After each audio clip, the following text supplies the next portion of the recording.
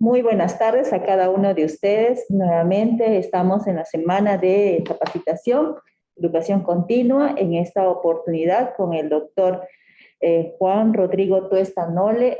Siempre tiene el gusto de estar con nosotros acompañándonos para compartir sus conocimientos, sus experiencias sobre el manejo de pacientes en el adulto mayor. Él es especialista en medicina geriátrica y hoy tiene un tema sobre insuficiencia vascular en el adulto mayor, una población bastante susceptible.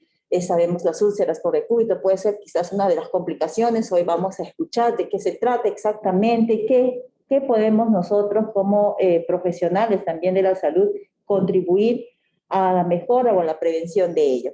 Bien, doctor, muy buenas tardes. Gracias nuevamente por estar con nosotros, y así que le damos el espacio para que usted pueda hacer la exposición y pues siempre bienvenido a nuestro espacio académico. Muchas gracias. Dar la bienvenida a todos los que están ahí conectados vía su celular o su laptop o computadora en casa.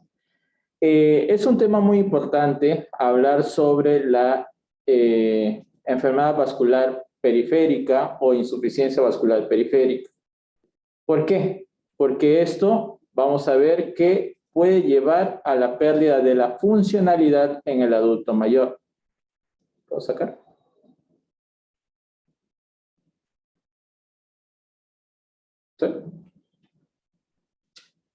Sí.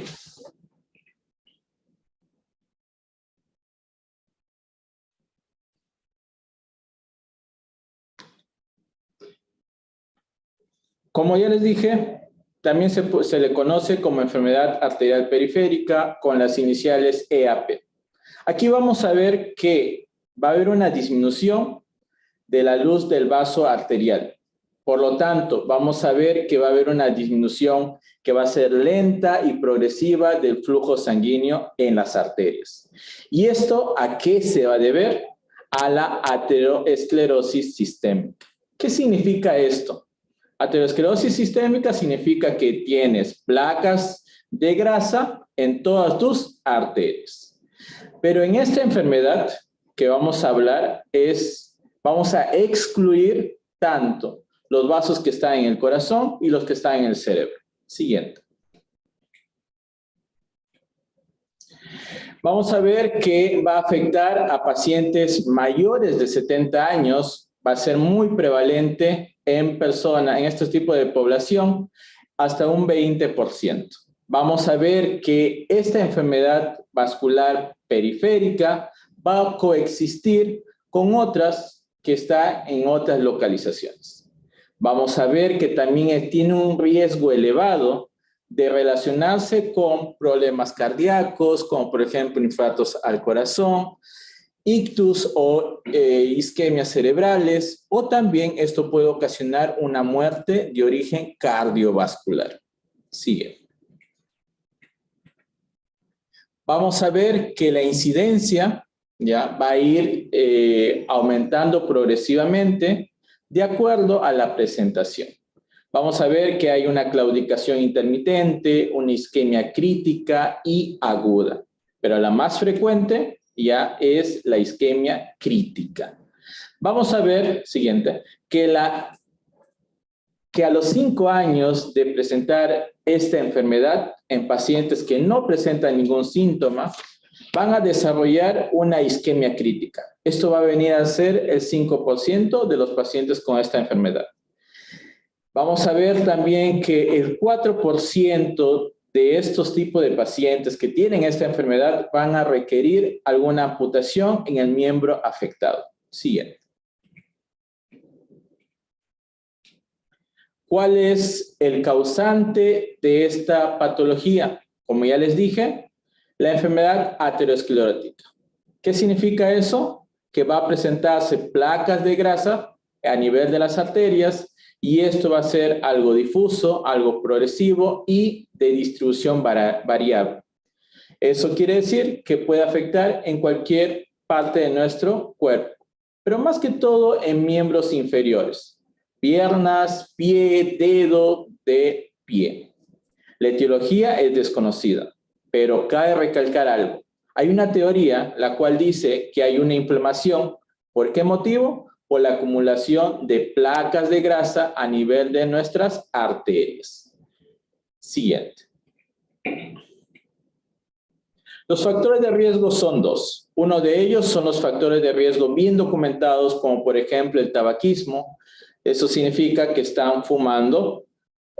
Pacientes que sufren de diabetes mellitus, pacientes que son hombres que tienen una edad avanzada, por ejemplo, mayores de 85 años, pacientes que sufren de elevación de colesterol, triglicéridos, o también disminución del colesterol HDL, que es el colesterol bueno.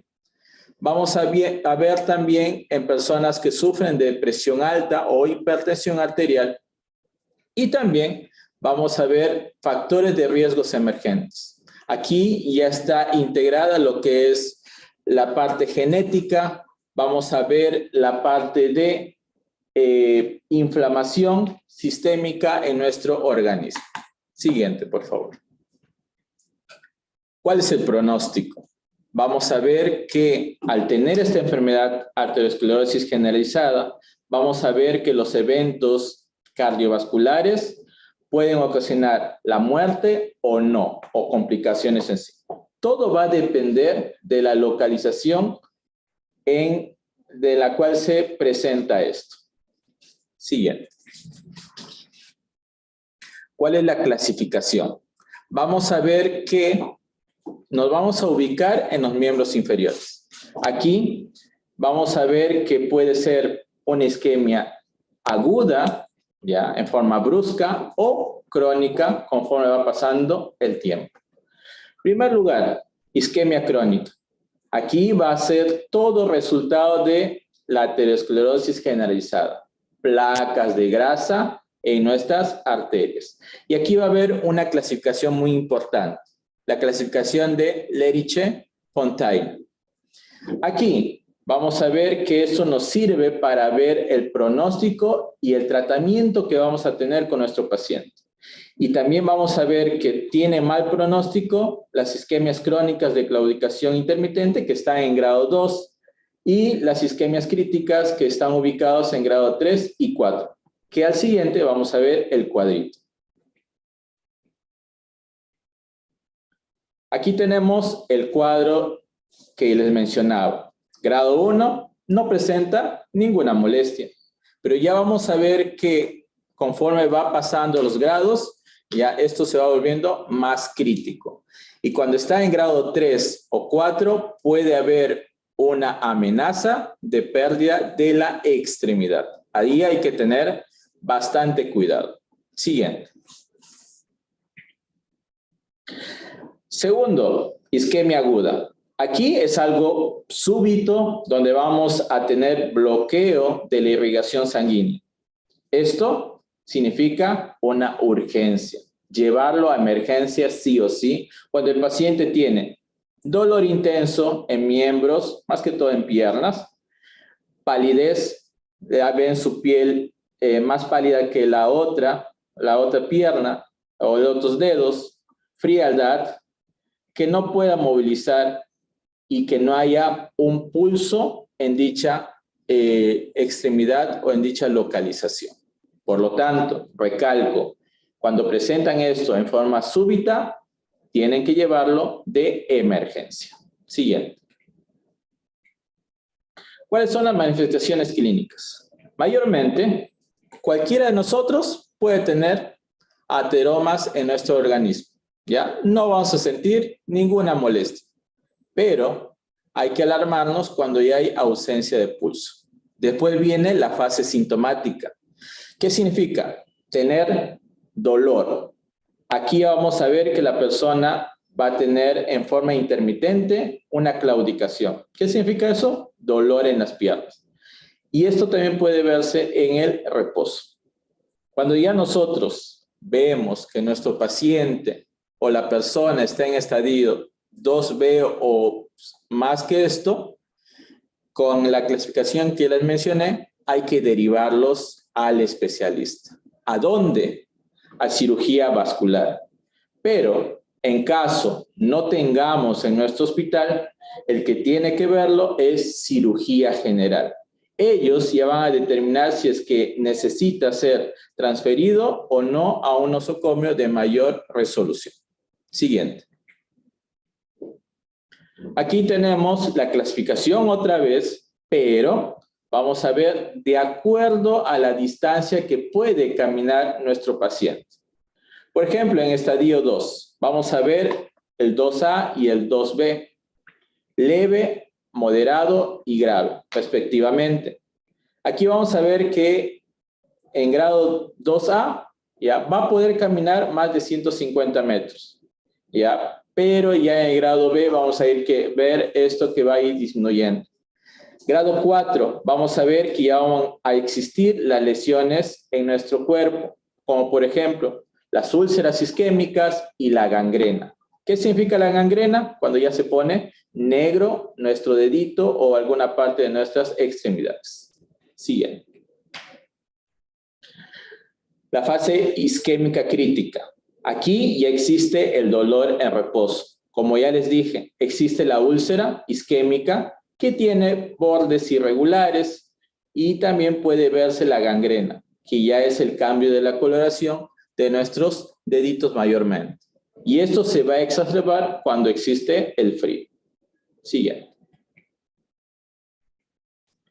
La isquemia aguda, como les dije, algo súbito, el dolor va a ser cada vez más constante, más difuso, pero siempre va a ser distal a la lesión.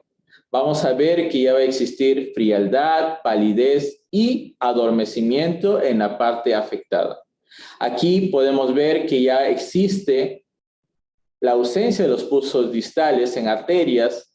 También vamos a ver que va a haber pérdida tisular. Aquí ocurren los cambios o signos tardíos, como por ejemplo, ya no va a sentir dicha parte afectada, o va a haber disminución de esa parte afectada, no va a poder movilizar, contractura muscular, se va a poner más rígido esa zona, va a cambiar de coloración, produciendo una cianosis, va a ser más morada, flictemas, que significa unas ampollas, se va a aumentar el volumen de dicha parte y puede ocasionar gangrena.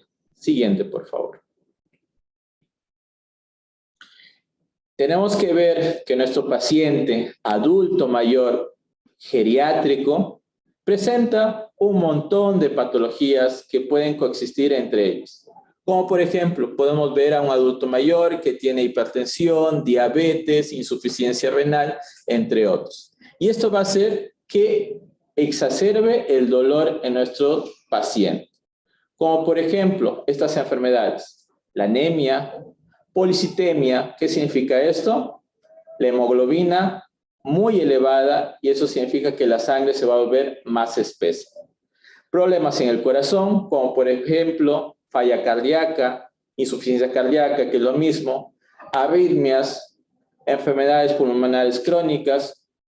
Y esto es importante, ¿ya? ¿Por qué? Porque necesitamos detectar y tratar para que no exacerbe el dolor en nuestros pacientes.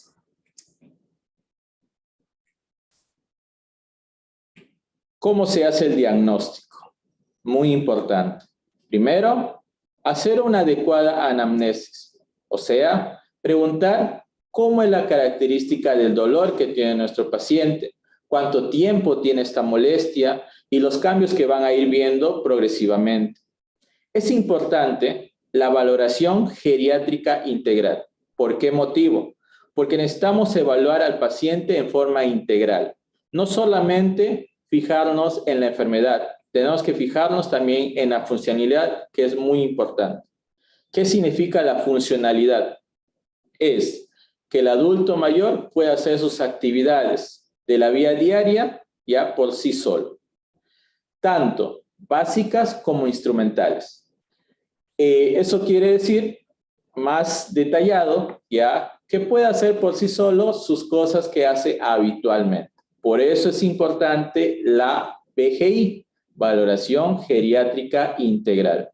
Aparte de eso, vamos a tener que Vamos a ubicarnos en los síndromes geriátricos, en la parte nutricional, en la parte social y en otras patologías que son muy frecuentes en nuestros pacientes adultos mayores. Siguiente, por favor. Al examen físico tenemos que ver estas úlceras, las úlceras isquémicas. Como les dije, mayormente se va a presentar en los extremos de los dedos o en los espacios interdigitales. Esto también se conoce como úlceras en beso. Aquí vamos a ver que va a haber zonas enrojecidas y van a ubicarse mayormente en los puntos de presión del pie. Va a tener una característica de bordes irregulares, como ustedes están viendo. El fondo va a estar pálido porque no hay una buena irrigación sanguínea. Va a haber secreción, que es el exudado, y como puede presentar pus. Cuando ya presenta pus, eso quiere decir que hay una sobreinfección. Ya está infectada. Puede ocasionar una celulitis o una linfangitis. ¿Qué significa eso? Que ya infecta la vía linfática. Aquí el pie o el volumen de nuestra pierna va a aumentar y va a cambiar de coloración. Así que tengan en cuenta estas características. Aquí vamos a ver que también va a haber signos de isquemia crítica. Como ya les mencioné, va a haber necrosis o las úlceras ya van a estar más necrosadas.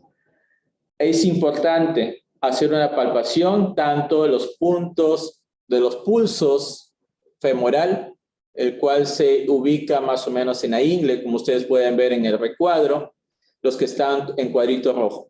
A nivel popliteo, detrás de la rodilla, a nivel de la tibia posterior, que está en la flexura del pie, y a nivel pedio para ver si hay buena irrigación. Si es que hay ausencia de esto, hay que tomar en cuenta porque ya no hay una buena irrigación sanguínea. Siguiente. También es importante auscultar. Siguiente. Aquí vamos a tratar de buscar soplos a nivel del ingle y a nivel de la fosa ilíaca. Aquí ustedes ven una imagen, la cual, si es que hay esta estenosis, o sea, hay una disminución del calibre en nuestra arteria, el flujo sanguíneo va a ocasionar que haya una turbulencia. Esa turbulencia se va a auscultar como soplos, y eso significa estenosis arterial. Eso mayormente lo realiza o lo ausculta el médico que está examinando a estos pacientes. Siguiente, por favor. Es importante hacer estudios analíticos. Por ejemplo, un hemograma completo. ¿Para qué me va a servir? Para ver si es que estamos hablando de un paciente en sepsis. También vamos a ver si es que hay un shock séptico. Ya vamos a ver que va a haber alteración de la coagulación. Si es un paciente diabético, tenemos que valorar cómo está su glucosa.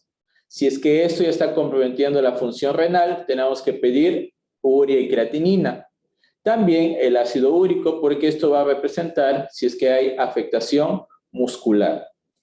Es importante pedir un perfil lipídico. ¿Por qué? Porque así vamos a ver el colesterol, el triglicérido, el colesterol HDL, el LDL, bueno y malo, también se los conoce así, ¿ya? Porque no solamente nos podemos fijar solamente en colesterol total y triglicéridos. Tenemos que estudiar esos 4 puntos en el perfil lipídico.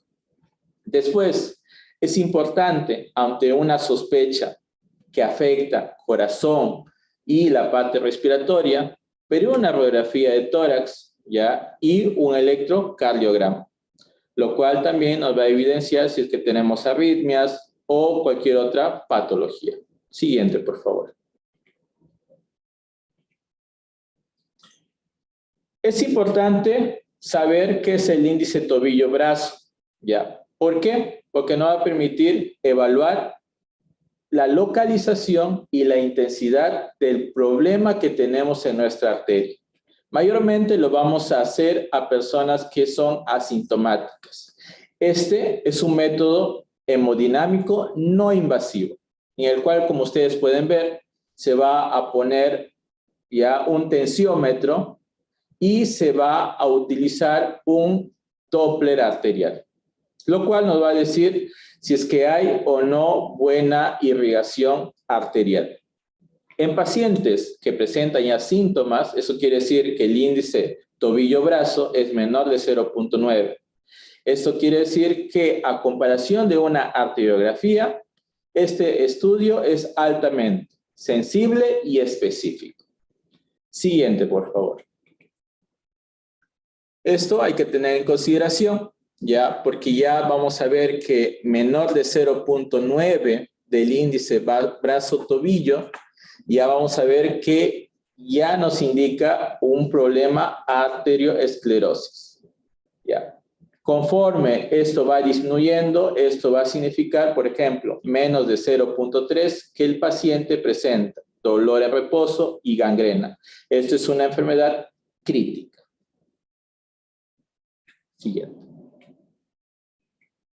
Aquí vamos a ver, de acuerdo a lo que hemos hablado sobre la claudicación intermitente, hay diagnósticos diferenciales.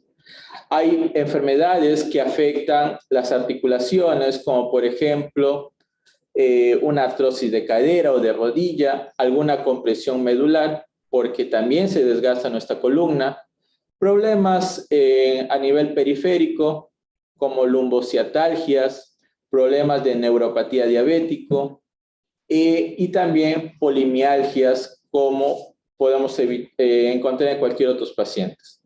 Que hay que siempre hacer un diagnóstico diferencial, porque no podemos solamente centrarnos en esa patología. Tenemos que abrirnos campo hasta descartar lo contrario. Siguiente, por favor.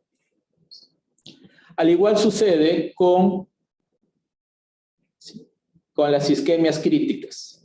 Ahí podemos encontrar que la neuropatía diabética, tenemos que descartar eso, la compresión en la raíz nerviosa, hay neuropatías no diabéticas, los calambres nocturnos, que es muy frecuente en adultos mayores, que son parte de una neuropatía. También vamos a encontrar en enfermedades inflamatorias como la gota, la artritis reumatoide, entre otros. Es importante siempre descartar esas patologías en estos tipos de enfermedades. Siguiente. Aquí vamos a ver cuando ya el paciente presenta úlceras en extremidades inferiores. Pueden ser diferentes causantes, como ya les mencioné, la arterial. Puede también ser venosa, cuando ustedes tienen insuficiencia venosa o las varices. Puede ser por un infarto cutáneo o algún problema neuropático. Cada uno de ellos va a tener una causa, una localización, característica del dolor y el aspecto de la úlcera. Lo que más nos importa a nosotros es la úlcera arterial, mayormente localizados en pie y dedos del pie. El dolor es intenso y las características de la úlcera es de bordes irregulares y de base pálida. Hay que tener bien claro eso. Aquí vamos a ver cuando ya las úlceras son por causas neuropáticas o neuroisquémicas. Cada una de ellas, como ustedes pueden ver, tiene diferentes características, ya tanto en el dolor como en la característica de la úlcera. Siguiente. Para el tratamiento tenemos que tener los objetivos bien claros, que son 3. Primero, reducir la morbimortalidad cardiovascular. ¿Qué significa eso? Disminuir el riesgo de enfermar o de morir de problemas cardiovasculares, para lo cual tenemos que controlar todos los factores de riesgos cardiovasculares que vamos a ir mencionando posteriormente. Después, mejorar los síntomas. Aquí es importante calmar el dolor y tratar de que haya buena irrigación sanguínea. Después, evitar las complicaciones locales, como por ejemplo las úlceras, la necrosis y la amputación. Mientras podamos evitar esto, ya es mejor para la funcionalidad y la calidad de vida de nuestros pacientes adultos mayores. Siguiente. Acá hay un pequeño flujograma, lo cual, como ya les dije, es importante hacer una adecuada anamnesis, preguntar al paciente, realizar una valoración geriátrica integral, lo cual también va a estar acompañado de un examen físico. Si es que esto sale que es una enfermedad arterial periférica, tratar de ver si es que es algo agudo y crónico. Si es algo agudo, llevarlo de emergencia al hospital. Si es algo crónico, pero ya está en fase crítica, también llevarlo de emergencia al hospital. Pero si es que es un paciente que tiene esta patología crónica y presenta síntomas de moderada, como ya hemos mencionado, ya vamos a tener que hacer estudios complementarios. Y lo más importante también es el eco Doppler arterial en este tipo de pacientes, porque también nos va a ayudar bastante para ver cuánto de insuficiencia arterial tenemos en estos pacientes. Si es que el tratamiento tiene una mala evolución, tenemos que ser evaluado o manejado por cirugía vascular. Pero si es que hay una buena evolución, de acuerdo al tratamiento que estamos dando, ya podemos hacer controles ambulatorios. Siguiente. Dentro de las medidas generales es importante evitar fumar, controlar nuestra presión que sea menor de 140/90, que nuestra hemoglobina glicosilada sea menor de 7. Esto quiere decir que nuestra diabetes en adultos, en pacientes diabéticos, está controlada. Tener un colesterol LDL, que es el colesterol malo, menos de 100. Si tenemos muy elevado, esto aumenta el riesgo cardiovascular. Es importante, si es que puedes hacer ejercicios, realizarlos. La recomendación es realizar 30 minutos de ejercicio todos los días de la semana. Esto va a mejorar la sintomatología, te va a calmar el dolor y las molestias y va a aumentar la capacidad funcional. Por lo tanto, vas a poder hacer tus actividades por sí solos. Después, es importante, pacientes diabéticos tienen que cuidar sus pies. ¿Por qué? Porque ya el adulto mayor con problema de diabetes pierde la sensibilidad. Por lo tanto, se pueden hacer heridas. Esas heridas se pueden infectar y ustedes ni cuenta se van a dar hasta que no lo vean y no vean su pie que ya está casi podrido. Así que tengan cuidado, por favor, porque esto puede llevar a una amputación, algo que todos queremos evitar. Siguiente, por favor. Como ya les dije, acá en esta guía, la última guía que ha sido publicada en la Revista Española de Cardiología en 2018, nos dice lo siguiente: lo más importante es que todos los pacientes con enfermedad arterial periférica tengan el tratamiento de estatinas, mayormente la atorvastatina. Después, todo paciente con hipertensión y que sufra de enfermedad arterial periférica tiene que tener una presión menor de 140/90. Después, viene la recomendación del abandono del tabaco, o sea, evitar fumar. Si es que nuestro paciente con enfermedad arterial periférica sufre de hipertensión arterial, como tratamientos de elección de primera línea, tiene que usar el IECA, que mayormente es el enalapril, ¿ya? O si no, los ARA2, que mayormente lo conocemos, medicamentos como losartán, irbesartán, telmisartán, valsartán, candesartán, que son medicamentos dentro de los ARA2. Siguiente, por favor. En pacientes con claudicación intermitente, aquí dice lo siguiente, ¿ya? Que se tiene que dar como tratamiento antiagregantes, como por ejemplo la aspirina o el clopidogrel. Podemos dar tratamientos vasodilatadores o también conocidos como hemorroidológicos, que mayormente utilizamos es el cilostazol, y las estatinas como la atorvastatina, que es la más conocida. Cabe resaltar que no existe evidencia suficiente para recomendar a todos los pacientes. Cada paciente es único y por lo tanto tiene que ser un esquema para cada uno de ellos. ¿Esto qué va a hacer?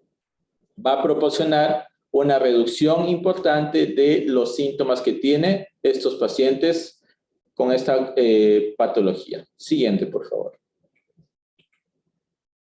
En una isquemia crítica, el tratamiento es controlar el dolor.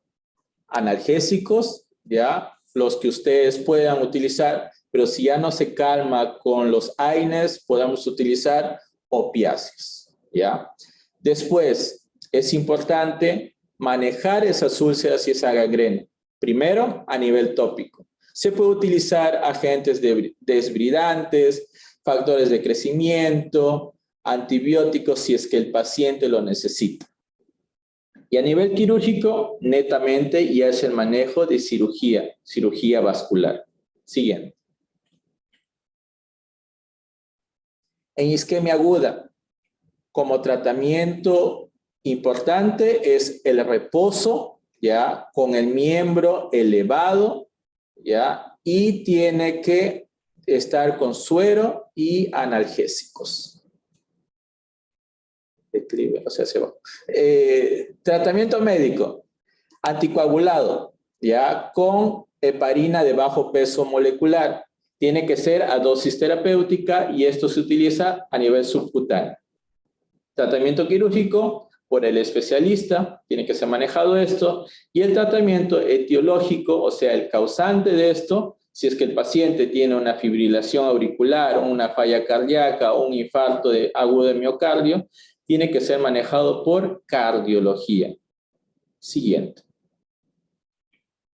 Eso es todo. Espero que haya sido de importancia todo lo que hemos tocado hoy en día. Bien, doctor. Excelente ponencia. ¿Tuviéramos alguna pregunta?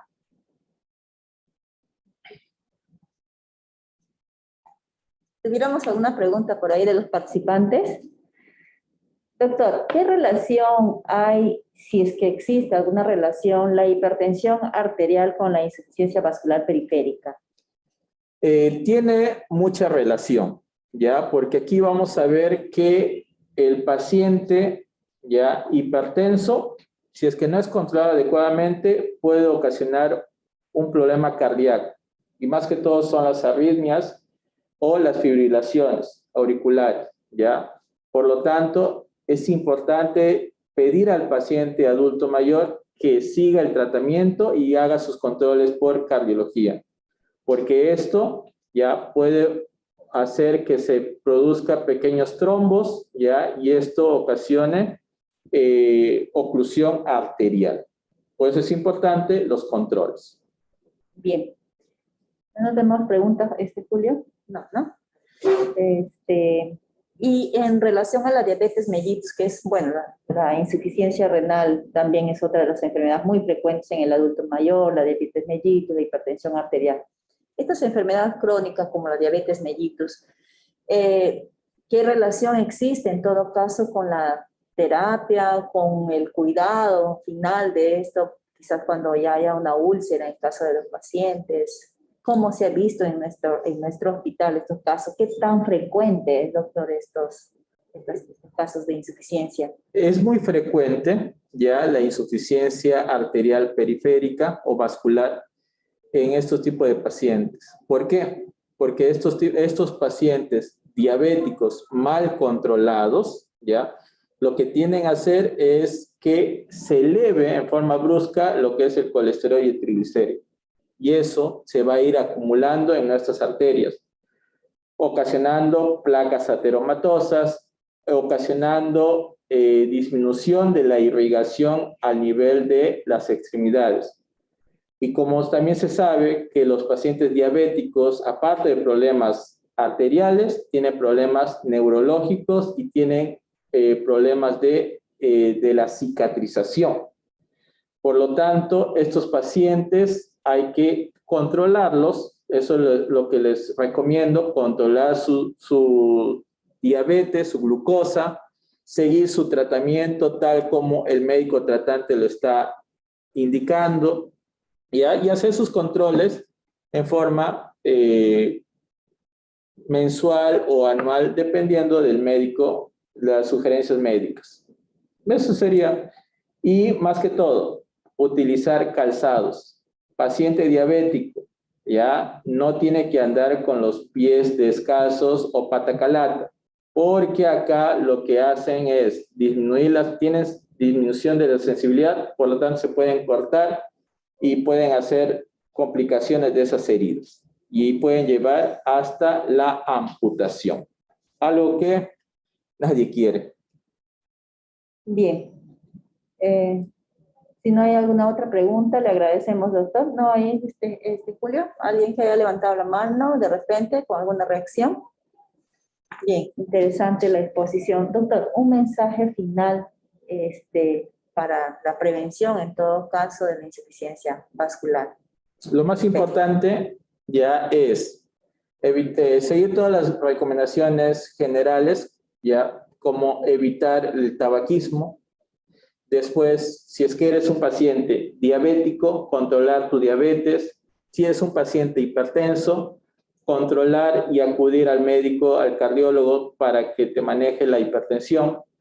Y manejar lo que es el colesterol y el triglicérido, porque es importante tener dentro de los valores normales, porque si no lo tenemos ahí, dentro de valores normales hay complicaciones. Aparte de lo que ya hemos hablado hoy día de la insuficiencia arterial periférica, puede haber insuficiencia renal, puede ocasionar un infarto al corazón, puede ocasionar infartos cerebrales, como otras patologías que pueden incapacitar al adulto mayor.